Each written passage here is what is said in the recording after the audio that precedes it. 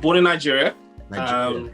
raised in Reading. So I moved to Reading when I was like 2 years old, Ah, with my parents. Yeah, I grew up there, and then decided to move here after uni. okay. Very cool, man. Yeah, I'm glad we finally set some time up, man, because I know, when I discovered your channel way back when, and one of the first things that I saw that I thought was so dope to me was that there was another brother who was an OPZ user. I don't think I've just seen anyone else with that device that looked like me using it. So that immediately stood out to me. And then, bro, just your content is just super cool, and it looks good, it sounds good, and it's inspiring. I was going back to like our old messages, and one of the messages that I sent to you was that how inspiring. I think you had the thing called I forgot, coffee and beats or something, beans and beats or something like that. What was the name of that again? I think it's I kind of changed it along the way. Yeah, I think it started off as coffee, beans and bops or something like that. okay, yeah.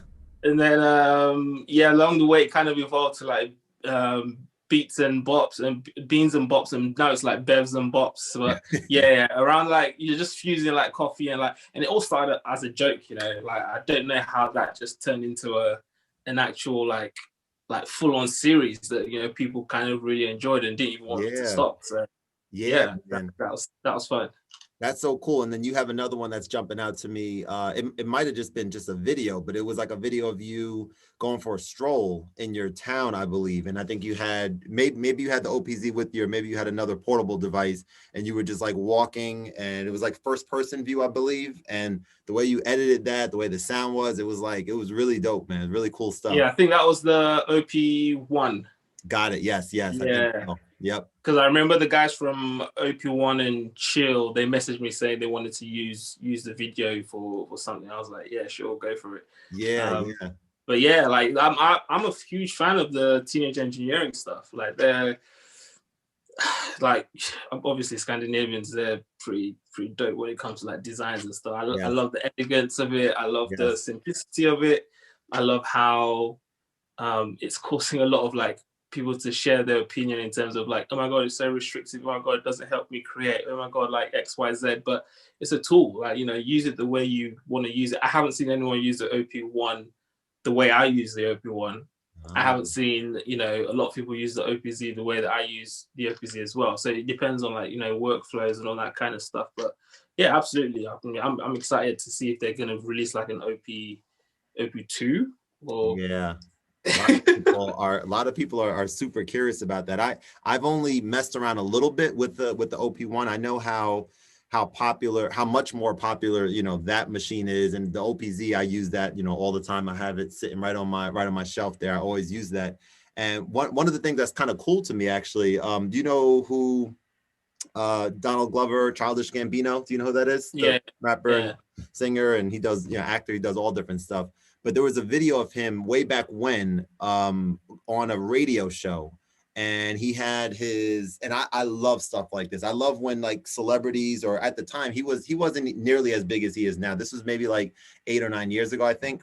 But he had an OP1 with him, and he was like, they were trying to ask him if he would freestyle for them, and he was like, yeah, absolutely. He's like, I got a little portable machine here. So he brought his OP1 out. He had one other device. He had a microphone connected, and he proceeds to just make a quick beat on it and then freestyles over it. And I love things like that, because like it's so portable. The OP1 talking about now, so portable, but it's like you just said, everyone can use it so differently depending on what their workflow is, what their style is. Tell me a little bit about about your workflow and your use case, with the one and even with the Z.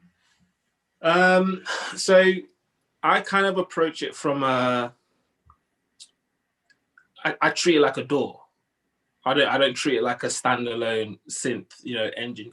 And I started making beats a long time ago on like the Yamaha PSR, keyboards, the ones that you find in church, they use the floppy disks, right? Yeah. And it's literally like the OP1, like it's restricted. You have like 9 channels or 10 channels or something like that. And once you write on it, you can't like edit it. You have to like rewrite over it kind of thing. And then you can only mix the levels. And then you export it as a, you know, stereo MP3, you know, and that's it. Like you can't really do much with it. So that's how I learned how to produce a long time ago back in church, right? So I didn't realize that that would kind of help me when I came across the OP1. I knew about the OP1 a long time ago. So I'm part of Hillsong Church here in London. Nice. We've got all sorts of gear. Like, you know, we've got like, when I mean gearheads, we've got people who have full-on like synth studios and like, you know, that kind of stuff. So someone mentioned the OP1. And I was like, oh, what's an OP1? Like, you know, then he showed me a picture and it was like, everyone wants to get it, but they can't get it because, you know, it's limited and like, it's really expensive. It's like $1,000. I was like, $1,000 for that little thing? Like, you know, it's a bit too much. But then I just kept it in the back of my head. I was like, okay, let's see how my workflow evolves and then whether I will need an OP1 or not. Right. And then I kind of jumped from, you know, using DAWs and like FL Studio. I started with FL Studio and then moved to Logic for a bit. And then I got introduced to Ableton, which led me to Ableton Push. And then that's when my whole workflow just like did a 360. Like the Push changed the way that I produce, changed my music style, changed everything. Like that's one piece of gear that I don't think I'm gonna sell, even if they bring the Push 3 out, you know, or whatever. I'm still gonna like keep it. Like, so like in terms of like sampling, in terms of like having things quick and easy to use, in terms of like being able to manipulate stuff rather than having to use your mouse to like go into the DAW and all that kind of thing. So just being in the moment. The Ableton Push kind of taught me to be in the moment. So then I loved it, but I hated the fact that it was so big. Like it's like that big. Right. So it is a little bit portable. I do take it on tour with me and stuff like that, and everyone loves it when I bring it out and like, they see the colors and everything. Everyone's like, "Oh my god, what is that? That's so cool." But then I was like, okay, I need something like this but smaller. To be honest, I'm not a huge fan of like the whole Novation. I think is it Circuit or something like that. They've got they just got a new one. They just came out. They've got something similar. But I tested around with it a little bit, but I wasn't a huge fan. And then I remembered, oh my god, the OP1. Let me just get an OP1, and then if I like it, fine. If I don't like it, let me return it. So I bought an OP1 and sat with it for like a week. And then that just literally flipped my production. Like, I don't even know how it just happened, but knowing that I've got it took me back to the days of when I was producing on the PSR 750s and all that kind of stuff, knowing that I've only got 4 channels. And the only thing I can do is like, I can only assign certain effects to it. I can only do certain things to it. If I make a mistake, I have to rewrite on top of it, you know, all that kind of stuff. It just made me realize that, okay, I need to embrace my mistakes, both good and bad. I need to embrace all of them.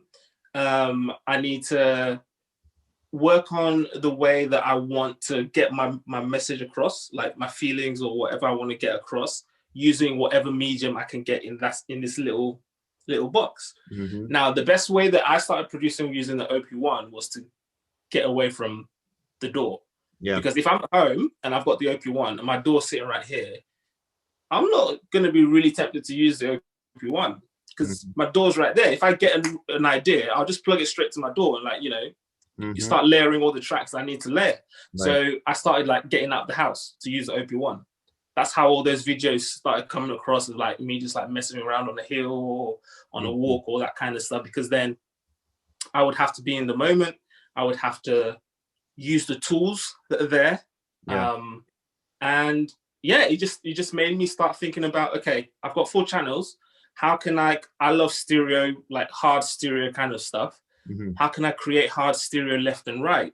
So I'm going to have to record something left, record something right on a different channel. I've used up 2 channels. I only have 2 left. That's a bit of a disadvantage. And I remembered, oh, I can resample that and record it onto one channel. Oh yeah. Right. Yeah, I like So that. like if I wanted something very like hard panned, or like I wanted some percussions, like, you know, doing some crazy left right kind of stuff, Yeah. I just like, you know, record what I needed to record, resample it, put it on one channel, and then that's it. So like things like that, you know, it just changed the way that I approached layering, changed the way that I approached designing a sound. Like, you know, rather than just like on a door, I can record it on one channel and then start adding loads of effects to make the way that it changes the sound and all that kind of stuff. Whereas with the OP1, you're restricted to 2 effects, 3 effects, you know. If I wanted to add more, I'd have to resample it, add another effect. But then once I resample it, I can't change it. Like I have to, you know, it's fixed. So the main thing I learned from it was to just appreciate the process, whatever the outcome is. Like just be in the moment, turn that knob, you know, when you feel like, okay, that's the right amount, lock it in, resample it, put it on that channel, boom, keep doing that, keep doing that, and then before you know, you have a track. So that's how, you know, I kind of started using the OP1. And then with the OPZ, it was slightly different because I thought like the OPZ is a smaller, younger brother of the OP1, but then it's got its own world. It's not necessarily a baby OP1. I don't see it as a baby OP1, right? I then approached the OPZ from a live perspective. So I play live a lot. I do a lot of like gigs back in the day when that was a thing. Yeah. And I used to have an issue with arpeggios, like syncing arpeggios with live stuff. Like when you're playing it on the keyboard, if you miss literally a fraction, it just goes off. Yeah. And as a music director, when that happens, it pisses me off because then then the guitarist goes off like a fraction, and then the bass goes off by a fraction. Before you know it, you guys are out of sync. And you know, so then when the OPZ came out, I was like, this little beast can do like some nasty, you know, synced MIDI up stuff. Let me get that and see how that would fit into my workflow. So I approached the OPZ mainly from like an add-on to an OP1. If I wanted to get certain things out of, in terms of like, let's say sync it with our backing tracks live on stage, or sync it with, I start playing a song and then I'm like, oh, I need like an up, but I don't want to tinker on my Rev 2 because then that's like a longer process. I want something really quick and like fun that I could just like, you know, tinker with. I'll pull out the OPZ, start messing around with the, you know, the knobs, everything here and then. Before I know, I get some wacky up sound that you're not going to get from, you know, your Ableton or from your, you know, Rev 2. And even on a sample, you're not going to get it. Then your sound becomes unique. So all like my ARP sounds that I've been doing from, let's say, from the last 6 months or so, FX sound, ARP sounds, all that kind of stuff is mainly from the OPZ. But don't get me wrong, I still do full tracks on an OPZ because an OPZ can fit in my pocket easily, and no one's gonna know that it's there. So if I'm literally like hanging out with my mates or whatever, I just put it in my jacket or whatever, take it with me. If I'm inspired, I make a beat there and there because I know that, you know, how that could work. But then I know that that's not its strong suit in a way. I know that as a device, I see it in my workflow more as like an add-on kind of thing.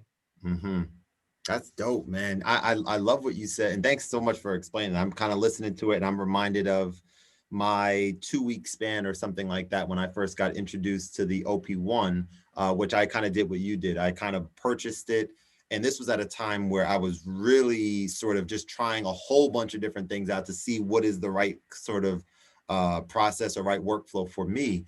And I ended up returning the OP1, even though I got a crazy good deal on it, like a 20% discount kind of thing. But I was just kind of in the midst of trying all these different things out. And I really did not spend clearly enough time on it. And I knew that the OPZ was right on the horizon. They had unveiled it at that point. So I was like, you know what, let me just give it a little time. Let me go with the OPZ, which is what I ended up doing. But what's fascinating that you mentioned just now, and I can totally relate to it, is that sometimes when your DAW or your, you know, equipment sequencer, whatever it is that you're using, can do so much. To me, I've experienced that sometimes being a little bit of a drawback, like certain limitations in certain apps and certain devices that we use. As long as it's a well thought out and a well appreciated app, doesn't even need to be amongst the masses. It can have a small sort of niche kind of grouping that of people that use it. But as long as it's kind of well thought out and the support's behind it and all that kind of stuff, like I love when apps are, I'm using the word apps a lot because I do a lot of stuff like on my iPad, but I love like Koala Sampler, for example. I use that a lot and I'm completely obsessed with it. I don't know if have you heard of that one before? Yeah. Heard of it. That thing is it's just so it's so amazing to me, like on so many different levels, what it can do. And they just recently put out another update on it where you can like do auto chopping and you can do time stretching and all this stuff that you couldn't do before. So you had to kind of force yourself to figure ways to kind of work within its limitations. And I absolutely, I'm gonna spend like all weekend like using that. Like I really, really, really love it a lot. And you mentioned Push as well. Push is like that's another device in that same time frame, Push 2, that I was kind of, like I said, going through, you know, starting out 15 years ago with the Yamaha motif, and my dad and I went half and half, and we got one of those. And he knew I was kind of starting to get into music a little bit. For my birthday, he decided to, you know, pay half for it with me. And I used that a lot back in the day. And then maybe 10, 15 years later, when I wanted to get back into the mix, I was researching different keyboards to get, and I ended up getting something there. But I knew a lot of people, professionals, were using digital audio workstations, which I didn't have really any experience with. And around that time is when I got introduced to Push 2. And similar thing. And I'm not proud of it at all, like trying so many different things out and returning them. But I was going through a phase where I was just really going through many different devices, different keyboards, different things to try to figure out what is the best sort of thing for me, what's going to work the best with me. Yeah. So I ended up returning the Push 2 as well. But looking back in hindsight, man, oh man, that thing was unbelievably amazing. And when you mentioned Push 3, whenever that does come out, like I'm almost positive I would be getting that for sure. The reason I think I got rid of the Push was because I, like you, I didn't like the sort of mouse and keyboard type setup, and I didn't like being tethered to the computer. So I was kind of at that time thinking I want to go completely, you know, iPad and completely OPZ, which is what I ended up doing. But the Push it's so well thought out. And so would you say the Push 2 and the OP1 right now, if you had to say like your two main, you know, musical devices, it would probably be those two? Yeah, I mean the disadvantage is the Push is not standalone. So Yeah. the Push, I have to use my computer. But if I was to jump on stage and, you know, perform, I'll be like, just get me a Nord stage. I'll bring my Push 2 and my laptop and my OPZ, and I'm good. Like I could reproduce any sound using those ones. Wow. And for me, that's like, yeah, I'd be comfortable. I mean, I'm just from the back of my head, I'm trying to think. I have done gigs with that setup before. Just a Nord, OPZ, OP1, and the Ableton Push. And it's just mainly so that, you know, the laptop is out of the way, the Push is there, I can see all my sounds and everything. Yeah. I can like literally select, you know, and click all of them.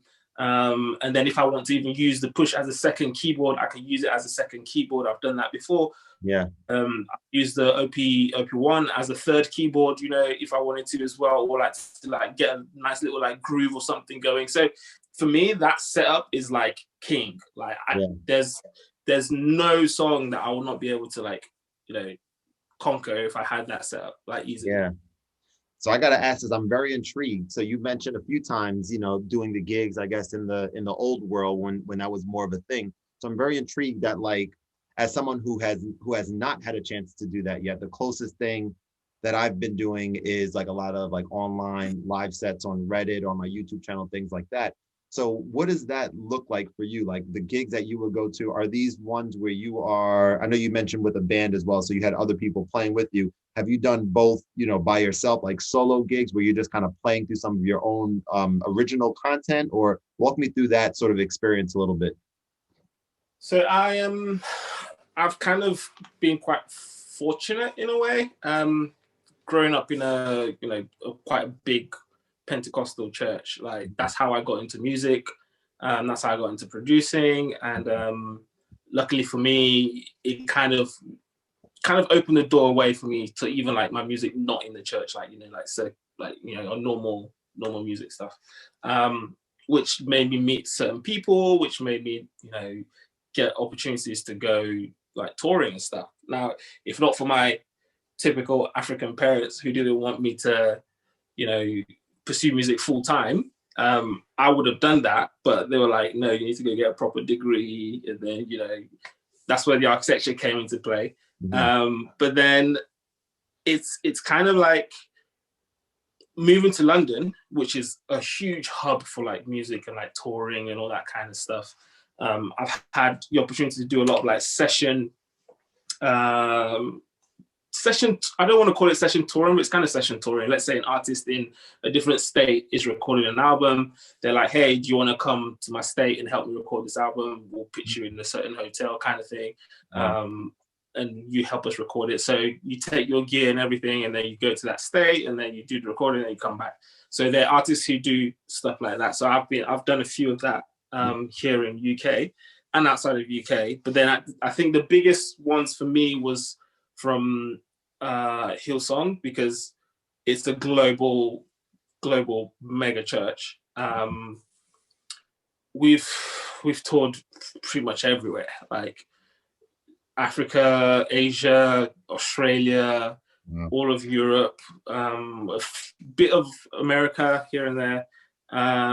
So most of the big stuff that I've done, like in the O2 Arena, Wembley Arena, Madison Square Garden, and all that kind of stuff, is from Hillsong. But then at the same time, I've done like other, I wouldn't call them big, but they're kind of big, with like Emily Sandé, and with a few other like mini celebrity artists, here and there. So I see myself as I hate being in a band. Like I absolutely hate it. Like the vibe of you're in a band and you have to like pull your weight and all that kind of stuff. Like that's just not me. Like I really don't like it. The reason why it works for Hillsong is because we're not actually a band. We're just like a group of people who, whenever there's an opportunity to tour or to do something, they just like hit everyone up, like, hey, are you free to do this? Like, come do it. If you're not, fine, we'll call someone else, kind of thing. So I kind of think of myself as like a free agent musician in a way. I've had people hit me up saying, hey, my keyboardist is sick, do you want to come on this tour with me? I'm like, oh yeah, sure. Like, who else is on the tour? Like, yeah, let's rehearse, and then we go, kind of thing. So it's not like I approach it from, I've got a band, I only tour my band and no one else. Like if Justin Timberlake's like, hey, I'm touring in UK, I need a UK, synth player, do you want to jump on? Yeah, absolutely. I'm not tied to anyone, kind of thing. But then flipping that, I've never done a set just by myself. So it's always been big stages with people and all that kind of stuff, like directing, and I've never done anything for myself. And I was working towards doing that just before lockdown happened. So I don't know whether you've heard of Sofa Sounds. That rings a bell, but I'm not exactly familiar. Rings a bell. Yeah, so it's basically, they basically go to like fancy big houses or restaurants or pubs or churches or whatever, rent it out, get a local band in, make the ticket prices really affordable, like £5 thereabouts, and then you just play like your set kind of thing in like 30 minutes, and they have like 4 or 5 people. So, and it's global. I'm pretty sure they've got it in the States as well. I think they do. But so they hit me up and they were like, hey, we've noticed your Instagram, and like you've got like a nice vibe, like have you ever considered doing a set? I was like, you know what, I actually do want to do a set. And they're like, yeah, we should like just do a short little like 15-minute set, it doesn't have to be too long. I was like, yeah, I could do like 2-3 songs, it's cool. And then COVID happened, and then that never came to light. But and then I've never really been a huge fan of like online like live playing. I don't know why. Like I just feel very disengaged with it. I'd rather just like shoot a music video or try and get like the emotion or the message across, rather than trying to do like a live set. That's why I never did any like live stuff during lockdown. A lot of people were like, hey, you should do like a live thing, you should do that. I was like, I'm not totally sure, you know. But I think I might change that. I think I might actually do one. There's no harm in trying. Like, you know, I've never done it before. Yeah, so I'm tempted to just do something just for myself online to see whether, you know, it might be my vibe. If I like it, fine. If I don't like it, then at least I know that I tried. Yeah, you won't know. I love that. You won't know until you try. And I think what's fascinating that I've learned about the online environment is that so right during COVID is kind of when I started doing some stuff on the piano and playing some of my beats online and stuff. And I've mentioned it to quite a few people that I've spoken to on here and even elsewhere. But there's different, I would say distinct ways about two different ways, right? One way is like if you do some IG live stuff or Facebook Live or anywhere where you already have people that follow you that know your content already, and they'll go check you out and they'll see what you're doing there. That's one way. And I don't do that really that much at all. And the other way is going onto a platform that allows you to kind of be introduced to a brand new audience kind of sporadically and randomly. And that's what I absolutely love. Like love. Right. When we're talking about something like Reddit's public access network, that is the spot to do pretty much anything online, whether you paint, whether you make music like us, whether you are a welder, whether you're a makeup artist, like all these different channels they have on there. And when I tell you that the reach potential, and more than just potential, the actual reach, because I know what you do, I know what I do, and I know that, you know, you have quality stuff. And I've even seen people with less quality, if I may say, than the stuff that I'm creating, that you're able to get so many people in front of you. I've had one of my first ones that I did in August of last year. I was playing the piano. I wasn't playing any beats or anything. I was just playing the piano. I was taking some requests, interacting with the audience, all that stuff in the chat and everything. And at the end you get like 45 minutes to play, and people can give you like this virtual currency, like awards and stuff. And that like increases your airtime. And so I was probably on for like an hour and a half or something, like maybe twice the regular standard airtime. But I had about 100, I might as well say 200,000 unique viewers in that time frame. Exactly. So when I say that to you, I say like it's one of the best kept secrets, because when I share this with people, I don't think anyone that I've told about this even knew that Reddit had a live network, first of all. And the way that they do it is they kind of make it different than Twitch and different than these other platforms that are grand with their production. And most of the time it's just people, it's like they're trying to simulate a public access network. So it's kind of like they cap you at your video quality. So I think it's like 720 video quality. It can't go any higher than that, maybe even a little less than that, actually, because it looks different than IG Live. Like IG Live, when I do it, it looks much better video than on Reddit. Yeah. But check it out and definitely hit me up. I'll even message you about it. I did a video on it last year when I was just like why, like not why aren't other people using it, but like I want to share this with other people who are kind of looking to grow their audience and kind of let people discover you and stuff. So hit me up if you got any questions or anything. Yeah, thanks for that, man. Yeah, I'll definitely check it out, because I recently joined TikTok, which is kind of similar to that. You know, they're trying to get people to just go live and like chat to people and whatnot. Mm-hmm. But even that, like people are like, yeah, like you should go live and like, you know, just serenade people on the piano, or like just make some like lo-fi beat live or something. Mm-hmm. And I'm just there like, oh, I don't know, I'm not sure, you know, kind of thing. Yeah. So sure. I will definitely do it. I will definitely do it, especially as part of like my promo or like, you know, reach thing, because I've got the album for Coffee Beans and Bops coming out soon. So nice. I want to like, I'll definitely like try and perform some of those stuff like live for people. So yeah, that'll be, I'll definitely look into the Reddit thing 100%. Like that's I love Reddit, man. Like the OPZ forum on Reddit, and the OP1 forum on Reddit, like yeah, really good. Really good. So good.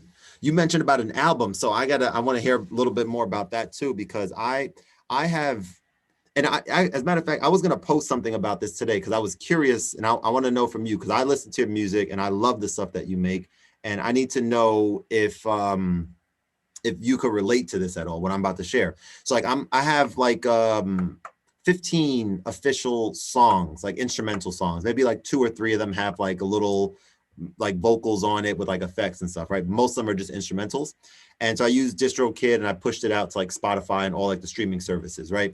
So of course you've heard of Bandcamp, you know about Bandcamp, yeah, right? So I just signed up for an account there because I was like, you know, this seems like a really great like indie community kind of thing, right? So yeah, I signed up on there and I'm like, let me get my profile together. Let me start putting some music on here and stuff. And so my thought was like, oh, I have these songs that, you know, that I've released already that I think are amazing, quite frankly. And you have to be able to say that confidently without like trepidation, oh, yeah, right? You got to be able to say it, right? Yeah, there's no humility there. Like, just say it with your chest. Like. That's exactly right. That's exactly, and it wasn't always like that for me, bro, at all. I had to really learn that. I'm sitting here in the gym this morning, and so the point I was going to make is that I'm going to put either all or the vast majority, most likely all of these songs on an album. And right now, you know, they each song right now has like what I think is like dope artwork for each one, interesting title. And now right now I'm just kind of like listening to them and seeing like a really great order. I'm like, oh, this is a perfect outro. This is good in the middle, et cetera, et cetera. Yeah. I'm in the gym listening to these songs and I have my headphones on and I'm listening to them through the context of you or anyone else listening to my album in this order, and I'm vibing, and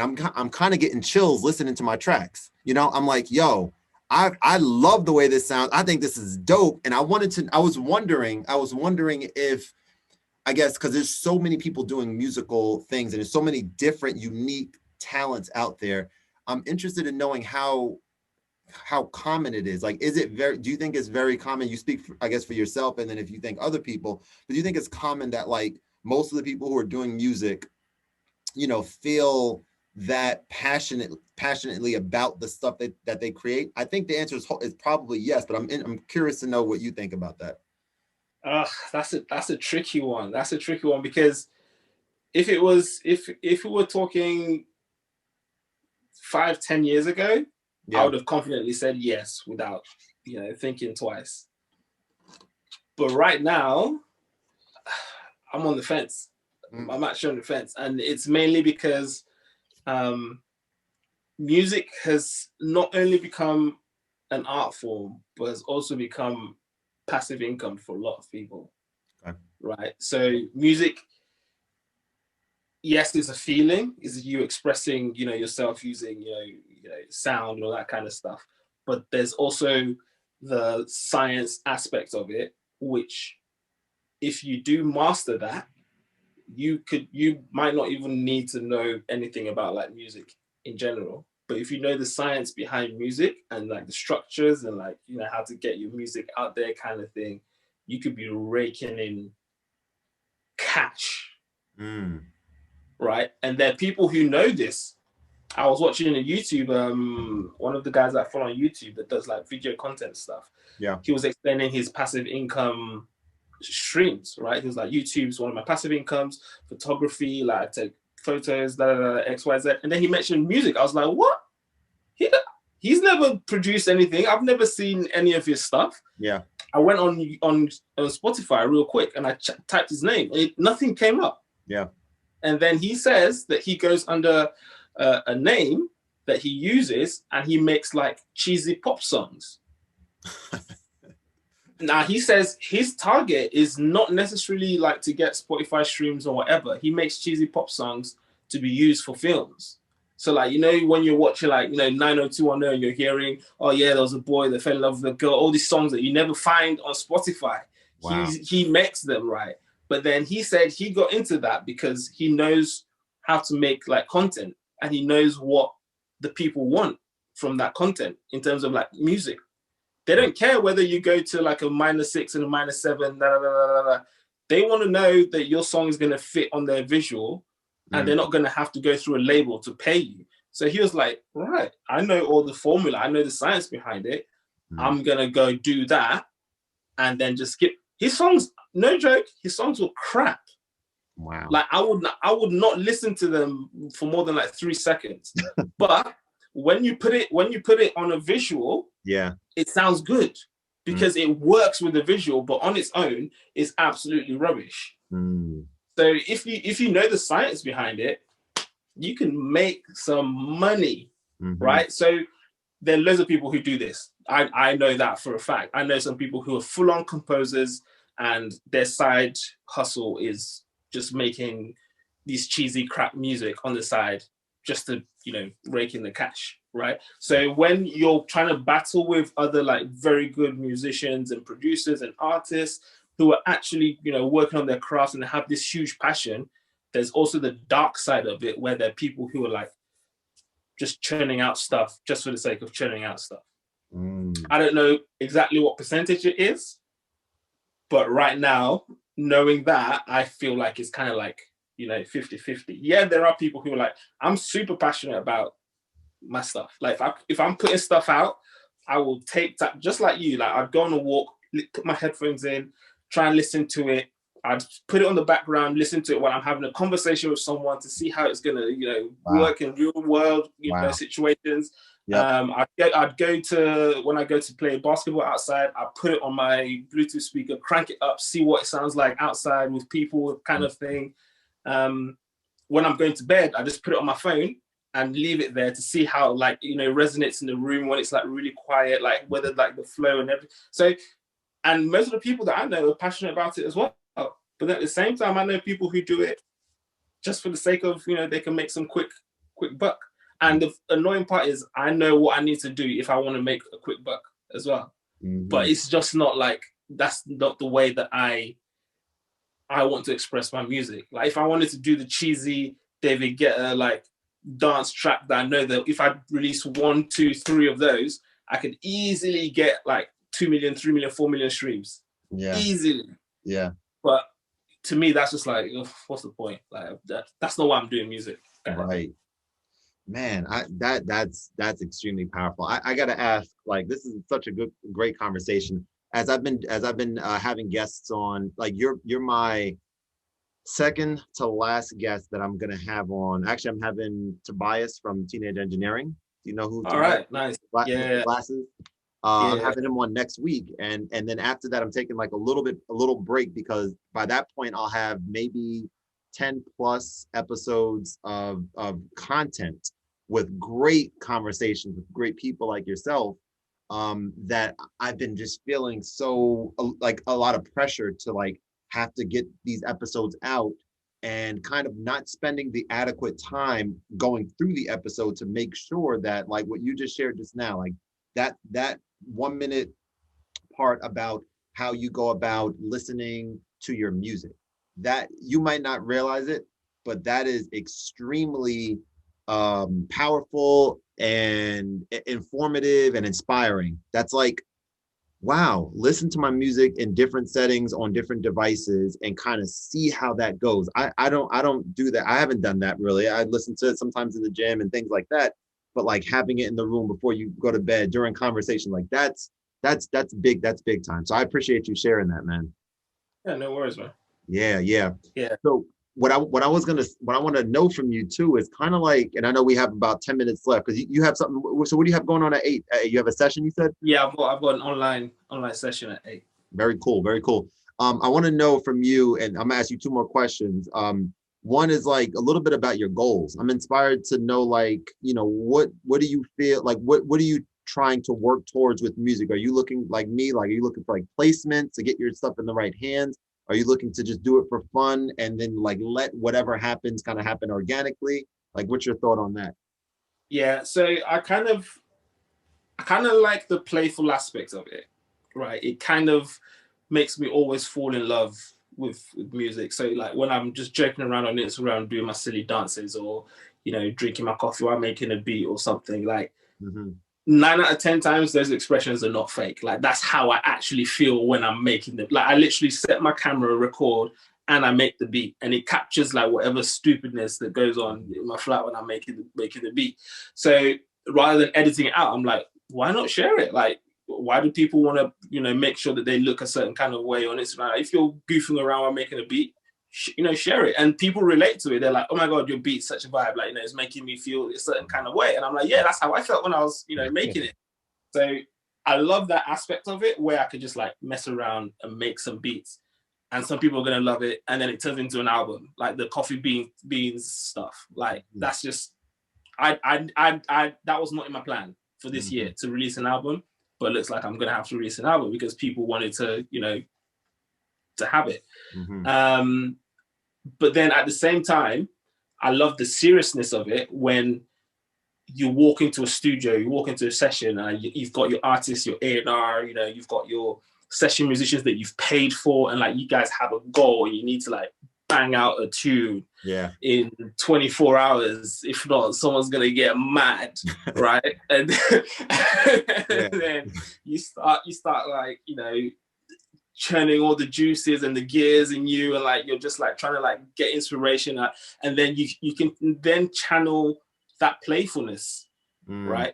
But within you, like you might not be able to express it because you're in a professional setting now, but you can channel that. Okay, that feeling I felt when I was at home by myself, how can I then radiate that into this room that people are going to be like, yeah, let's go with that vibe, without being all goofy. But for me, it's kind of like a 360 kind of thing. So if you don't have that playfulness, which is when you train, that's when you rehearse, right? Then when it comes to the actual show, you can just like go hard, right? So for me, I've always produced for artists. Like that's always been a side thing.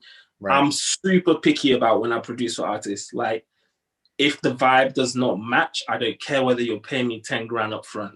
I'm not doing it. I've turned down so many DMs. People are like, oh yeah, like how much a beat? I want you to do this beat. And I check their page and I listen to like their delivery and stuff. And I'm like, sorry, I can't do this, because I want people to feel a certain kind of way, and your music, your voice or your rap or whatever is not going to fit with my vibe, and I wouldn't want to associate myself with you, regardless of whether you pay. And it's no offense to them; it's just not.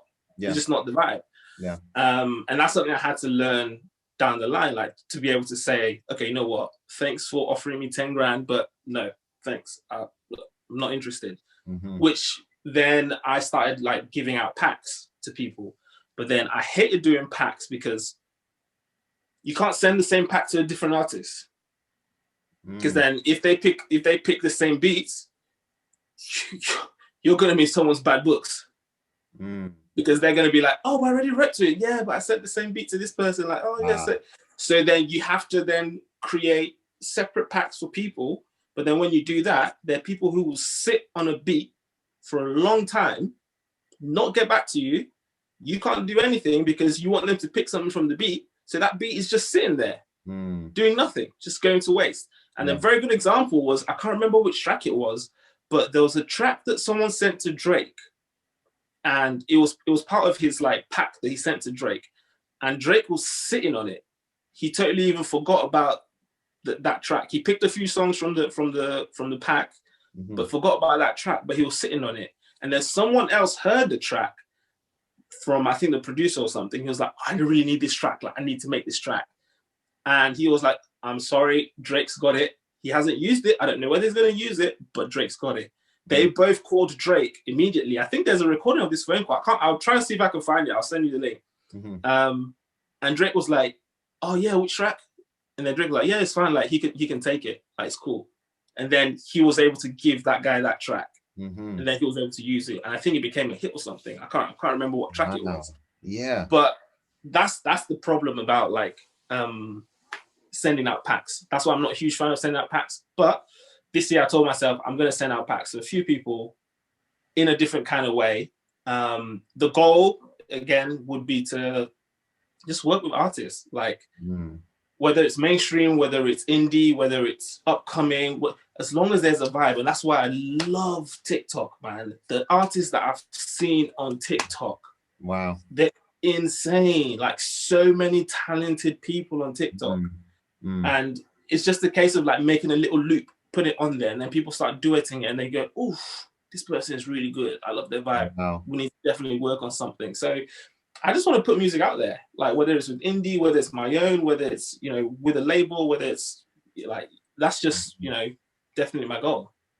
That's dope. You're super intentional, very well spoken, and very intentional about you know, your plan and about what you feel is right for you versus wrong for you, which I think is, there's something to be said about that, because, you know, with regards to opportunities that are popping up, and maybe that took time to get to a point where you're kind of like, you know what you're after, and this is the, you use the word vibe several times, right? This is the vibe that you're going for. I think that's commendable, and also important for you to have shared, to say that, you know, every opportunity is not the right opportunity. Yeah. And, you know, that's an important, especially in what we're doing, you know, in the music and the creative field, that you have to kind of move in a certain way and kind of be, I guess, true to yourself to know what it is that you're looking for. I definitely, I want to know real quick about the packs. When I hear the word pack, I think about sound packs, but it sounds like you're talking about something a little bit different. Are you talking about like actual beats or loops or full songs, or what exactly are those? So beat packs. So I'll just do a full demo, 3-minute long or something, with a bit of an arrangement. Have like maybe 5 to 10 of those tracks. Wow. Send it out as a zip file or something. They download it. They listen. They say, I'm picking track X, Y, Z. The rest, you know, keep it, and then they pay you for that track. You get signed, whatever. You get your royalties, and then you move on, kind of thing. Gotcha. Very cool. So it's something that a lot of people do, but you just kind of like need to know the right people to send the packs to. Kind of thing. And the TikTok thing, I'm gonna look back into that, because I took a main step away from TikTok after just, again, playing with it for a little bit, just because I felt like I was trying to do too much and I needed to like focus on like one thing. But I remember when I was using TikTok a little bit, I was like, damn, I'm like you just said, the duet aspect, like if you have a catchy hook, or not even a hook, just a catchy beat with that sounds interesting, you have like a little funny or clever little video with it, like I've had thoughts all over the summer last year, but I just never, you know how it is, right? When you're a creator, there's like so many different things that you think you want to do, you want to try, and it's just like, it becomes a little overwhelming. So I took a step back from that, but I'm interested in revisiting it. And as well as you mentioned about the live aspect too, that might be something for me to continue honing my skills on and in front of a new audience, you know, and kind of explore that. So I'm excited to check that out as well. Oh no, definitely. Like I joined TikTok during the first lockdown bit last year. Didn't take it serious. I was just on it to like nose around or whatever. And then towards the end of the year, I was like, okay, let me take it serious. Let me just repost the stuff that I did on Instagram on TikTok. That's what I was doing. Yep. And they were doing 10 times better than Instagram. Wow. For whatever reason, I don't know why. And then there was one of it that blew up. It had like over 100,000 likes. Wow. And like everyone was like duetting it, and they were like, "Oh my god, this needs to be a song." And it's a good indicator. Like if I was an artist and I wanted to release a song, I'll just keep dumping stuff on TikTok until they catch. And then the ones that catch, I turn them into full songs. And I know that people are going to like it because there's evidence that people are going to like it. So it's just using like, you know, the platforms and everything. And I know that, everyone rates Instagram or whatever, and it's harder to grow on YouTube. It's harder to grow on Facebook and all that kind of stuff. But each platform has its advantages and disadvantages. Like you just need to kind of play into it. Like, you know, your platform, repurpose the content. I know people who repurpose content from YouTube, Instagram, TikTok, Facebook, the same content. The way that they use it is just like smartly placed and everything. And it takes literally nothing from them. You know, so it's just knowing, you know, what works for you, and just like, you know, playing it out kind of thing. That's extremely smart, man. Yo, man, I'm super appreciative you taking the time out. I'm very excited about you know, about kind of call to action with some of the things that you kind of shared that I'm excited to check out, as well as share it with my audience. I'm going to have your information, of course, you know, in the description below, so people can check your content out.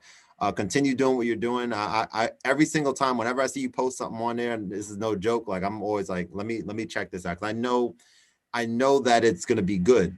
you know, for lack of I know I'm gonna enjoy it, man. It's a recurring thing. I'm like, oh, this is about to be good. This is about to be a vibe. And I think that's the honest truth, man. And I have to, Thanks, you have to say things like that and let people know. And I definitely wanna send you those positive vibes, bro, for sure. Appreciate that a lot. Like, of course, I really like the thing I hate about social media is you're close, but you're so far away. Like I've met some amazing people on Instagram that I just can't wait to actually be in a room with them to just like vibe. Like, yourself. I know like Johnny B. Good as well. Yeah, for sure. Like, Dennis Over, like so many guys from like Instagram that I'm just like, man, you've got a good vibe. Like I just can't wait to just like be in the same room with you, kind of thing. Like, I really do appreciate all the support from everyone, from yourself, like the messages, the comments, everything. Like sometimes it's a little bit overwhelming, and I literally just have to like shut my phone off and be like,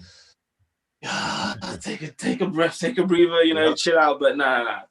Much love, man. Much love. Hey, man. Right back at you, man. Thank you so much, and we'll definitely be in touch, bro. And have a great rest of the day, great weekend, and we'll catch up soon. All right. You too. Thanks for having me. Of course, bro. Take care.